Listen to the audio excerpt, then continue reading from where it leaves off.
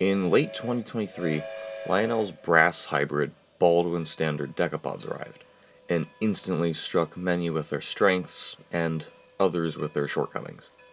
But now the question of how these little 210Os are holding up comes into view. You're watching the second DynamO Scale review of this model, the long-term review. The Baldwin standard Decapod here is the Strasburg 1990 scheme. I was pretty critical of the model in the short-term review due to the high price tag, promises made by Lionel, which were not entirely honored, and the general expectations of a model at this price point.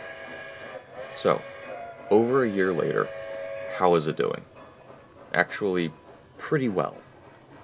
Let's start with operations. I saw initially a good bit of speed fluctuation even at higher speeds.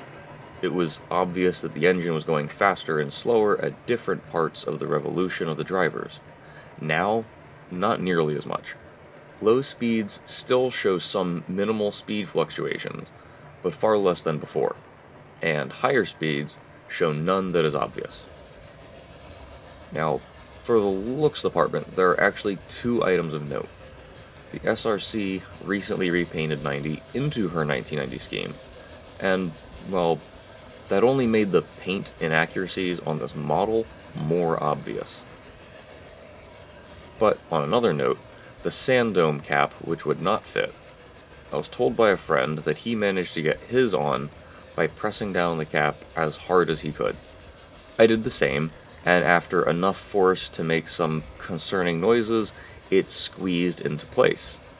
Now, I doubt I'll be able to get it off without chipping paint or bending the grab irons on the cap, but it is finally in place.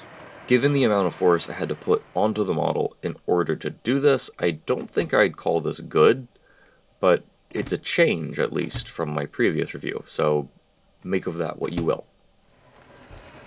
Outside of those notes, I don't really have much on this model's changes.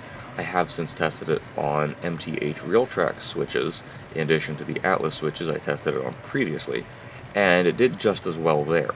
So these really do seem to be exceptional performers over switches for some smaller steam.